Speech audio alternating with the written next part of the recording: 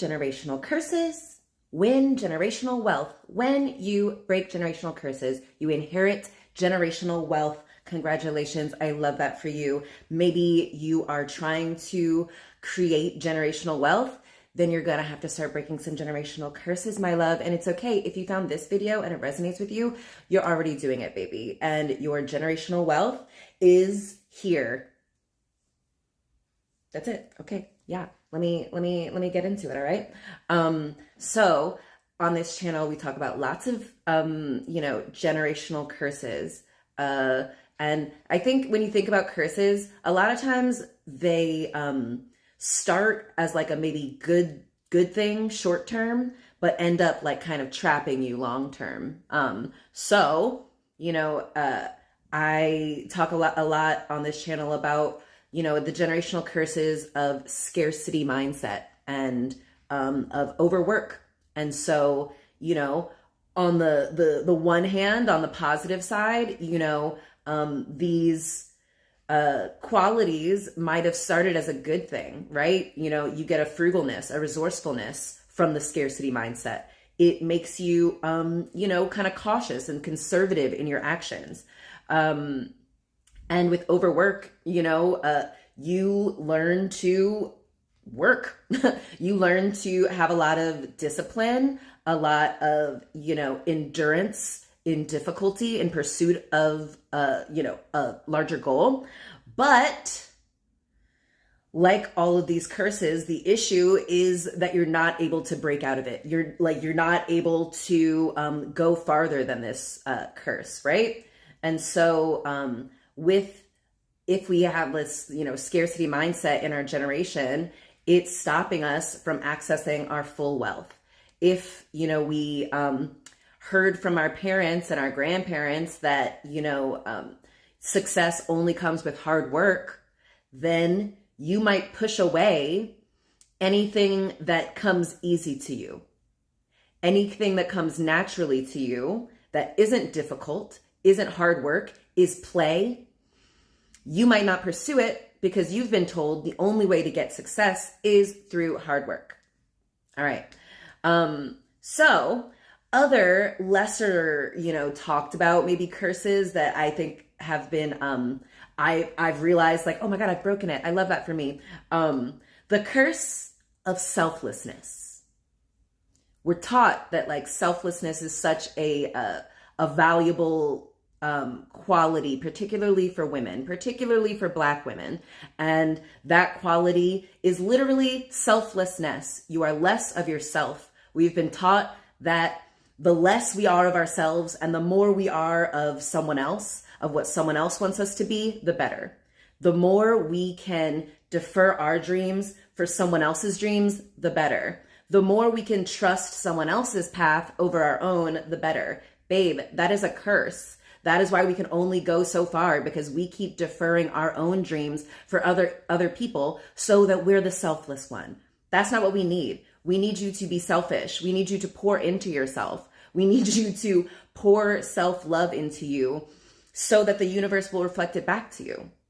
Because you keep showing the universe that you don't have any needs, your needs are not important, your self is not important, the universe reflects it back. It doesn't choose you. It gives you people who use you, who exploit you, who will gladly have you give up your dreams for theirs. Babe, that is not what we are doing anymore. And I talked about this in a previous episode. Your nervous system is trying to stay loyal to the old rules of your lineage. So it might feel wrong, bad, to choose yourself, to go against your family, to disobey your parents, to choose, I already said this, but we're going to say it again. It's so important. Choosing yourself over anyone else, your spouse, your children, a partner, the prospect of those things. And so even, now, like I spend my time pouring into myself, loving myself, pleasing myself. Sometimes it feels a little like, ooh, am I supposed to be doing this? And then I remember, yes, I am. I'm just trying to stay loyal to the old rules of my bloodline where it wasn't safe to relax.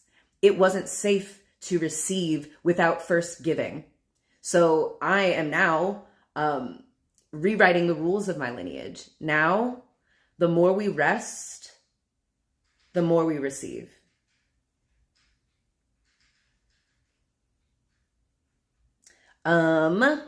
Yeah, so curse of selflessness, this generational curse where we invest in other people over ourselves. We invest in our children. We invest in political candidates. We invest in celebrities. We invest in people who are just not us. We don't, oh no, I could never buy that stuff for me. Oh no, I could never do that for me, when that is why the universe doesn't pour into you. Because you don't even pour into you. You're saying you are not worthy of pouring into. Even you won't pour into you. So why would someone else? Right? So yeah, like pouring into yourself. If you think about it, like all of the creative problem solving, the energy, the time, the passion, the vision you pour into other people, if you just pour that into yourself, oh my goodness, it would just unlock all of this wealth. Okay, hold on one second. Let me turn off my little alarm system. Ugh.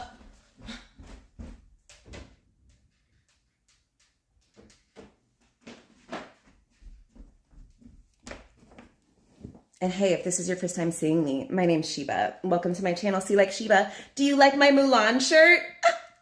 It's so cute. And do you like my Palestine embroidery picture that I just got?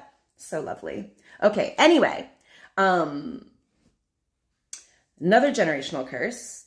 The curse of being humble, right? It's very related to this curse of selflessness. It's this, oh, who, me? No, I don't need the credit. I didn't do anything. It was everyone else did stuff. Babe, that is blocking your blessings. You're being, confirmation burp. You are being so humble that it is, you're performing humility. And so you are magnetizing people who are going to humble you.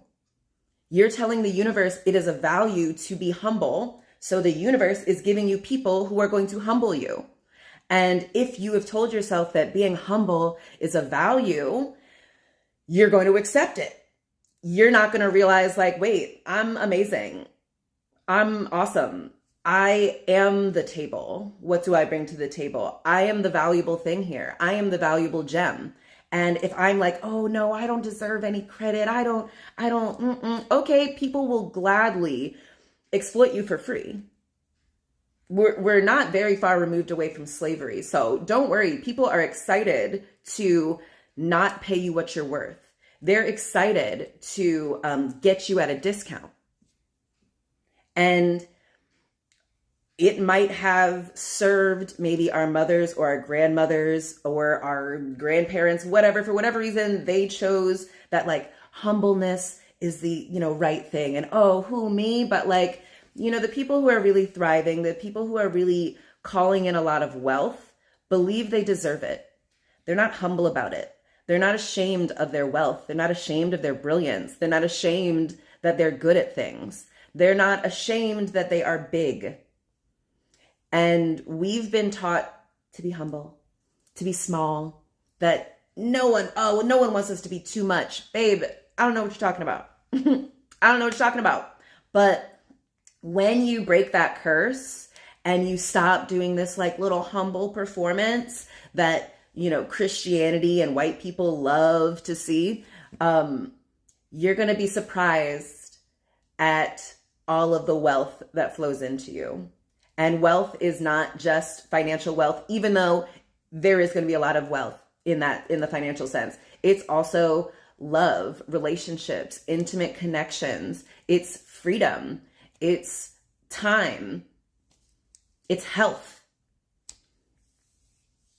It's stability. And so when you break these generational curses, and they're curses, your ancestors felt them as curses. They were trapped by them. They were stifled by them. And I'm going to do an episode about this. Anything that you have to suppress in yourself destroys you. So if you're suppressing the truth, if you are suppressing your actual personality, if you are suppressing your actual desires, it's going to chip away at you. It's going to destroy you. It's going to be bad for your health. So don't do that. All right. Your grandma did it. Your mom did it. You don't have to do it too, baby. So yeah. So with this curse of being humble, you are performing humility. I think a lot of people have this fear of offending others, that you being your full self, your full selfish, confident self is going to offend other people. So what? You're going to have to get over that. It literally doesn't matter. People will be offended by whatever. Like, you can't really predict what is going to offend people. And a lot of times it's just something they've maybe been told to be offended by, that actually it's just a made up thing. You don't have to worry, okay? And a lot of us, like, we're so practiced at being humble and selfless that don't worry, you are not in danger of offending anyone. That isn't the thing you have to worry about. You have to worry about suppressing yourself, being artificially smaller than you are, being artificially quieter than you are, because that's what people in your family did. You're supposed to show the people in your family a different way. So thank you. We know if we want to do it the way everyone in your family has done it, we know we'll go to everyone else in your family. But you're here to show us a different way. You're here to literally, hold generational wealth in a way that no one else in your family has done. So you're going to have to get over this fear of being seen as not humble, a fear of being seen as selfish, a fear of being seen as lazy, a fear of being seen as entitled. Babe, entitled, it's an inheritance. I've earned it. You've earned it.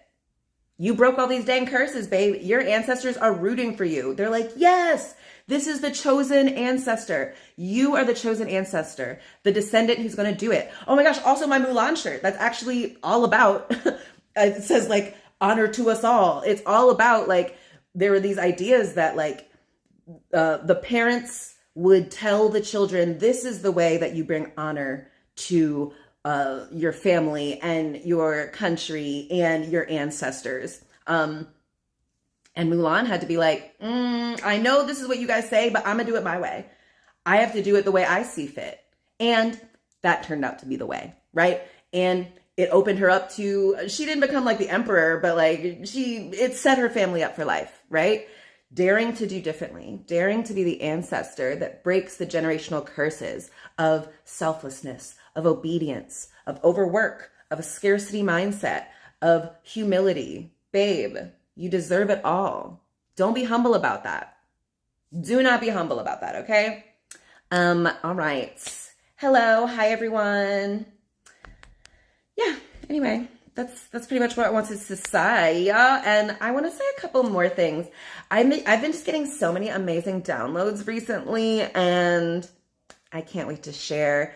Oh my gosh, were you guys on Billy's channel yesterday? I don't know if you saw, but we had the first episode of League of Extraordinary Discourse, LED. It was starring me and Jay Julian, and we had a really powerful discussion, and it got me thinking about other things. And so I want to do a little do a little episode where I talk about some stuff from that. But anyway.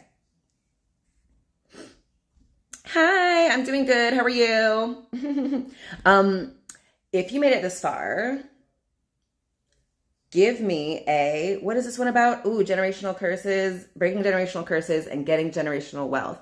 So yeah, give me your generational wealth. Be it a heart emoji, diamonds, crown. What is it that you have unlocked because you broke these generational curses? Because you realize you deserve it. Yeah. And give me a like, give me a comment, give me a subscribe, share it with people who you think might enjoy the message. And yeah. Okay, I'm gonna get on in a little bit. Me and Billy are gonna go to dinner. And yeah, I want to take Billy out to dinner because he's just been doing so amazing lately. And like he creates so prolifically that sometimes I think he just moves on to the next thing and doesn't like rest on his laurels. And my brilliant baby deserves to be celebrated. And so do you. So like, comment, subscribe, hit that bell so you can get notified when I come on to give you these hot, hot gems. And yeah. Oh, thank you, baby. I'm proud of you too. Stay strong, but stay soft, okay? True strength requires some softness. If you're too hard, break, baby. Brittle. All right, anyway, let me get out of here. I love you. Bring your forehead up against the screen. I love you so much. And this is all made up, baby. So keep breaking those generational curses. I'm so proud of you. That generational wealth is coming in and is all around you. You know, we be talking about abundance. It's all around. And when you start to notice, more of it comes to you. It starts to chase you. I swear it. All right. I love you. This is all made up. Like, comment, subscribe. Leave me an emoji. And salam. And yalla bye, baby.